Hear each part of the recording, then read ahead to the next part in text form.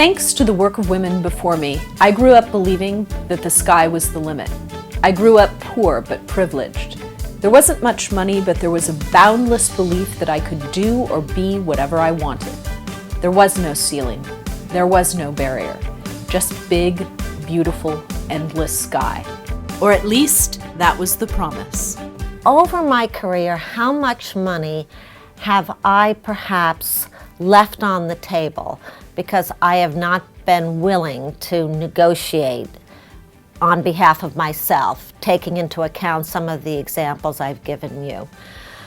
In the heyday, when real estate was extremely, extremely busy, and obviously every productive partner was even more productive, if I take that into account, along with the instances, the specific instances, we are probably talking at least in excess of $500,000. I run an organization where there's a lot of strife, where there's a lot of angst.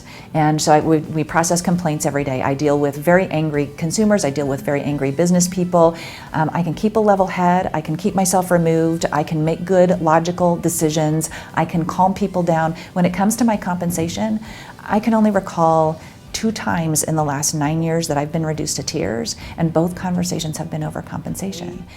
To get my work to the next level, where I really wanted it to go, which was to fund a production in New York City, a lunch meeting that took me months and months and months to work up to. And right before I went in to have this lunch meeting, I had this feeling, and in the car, it was an absolute panic attack. And a sense of such deep shame came over me that I was going to be asking for money, not for myself, but for this incredible project that could serve lots of people, be great for my work, but also be great for humanity.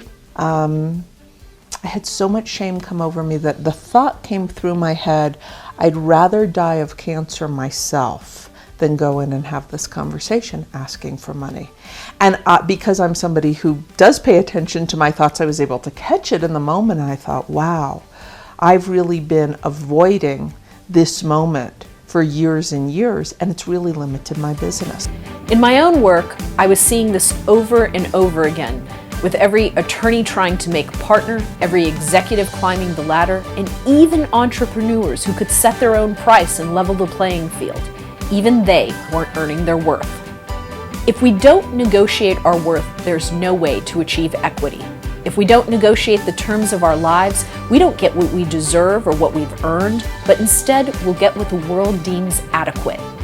We've been told over and over again to ask, but there are barriers to this. For one thing, we need to be taught how to ask and negotiate the terms of our lives. And where exactly is that education taking place?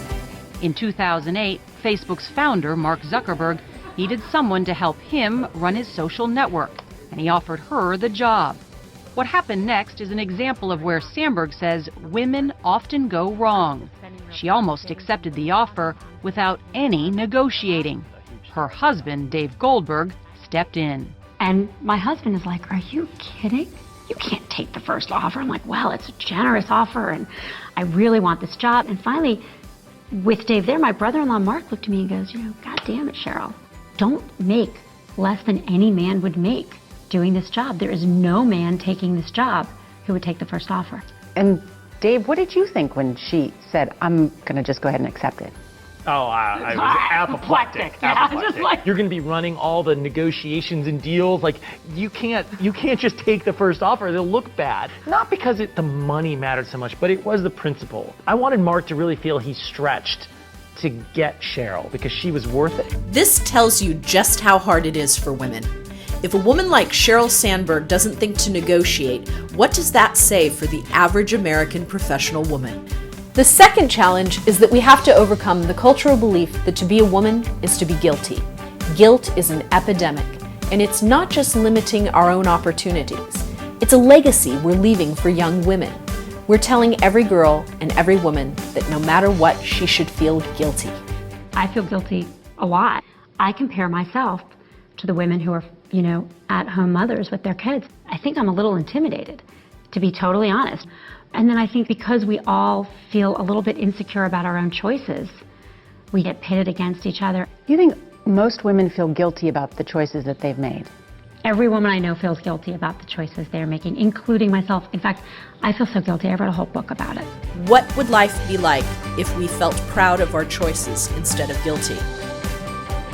What would happen if we negotiated our worth? It's time to stop architecting our own glass ceilings and reaching for the stars.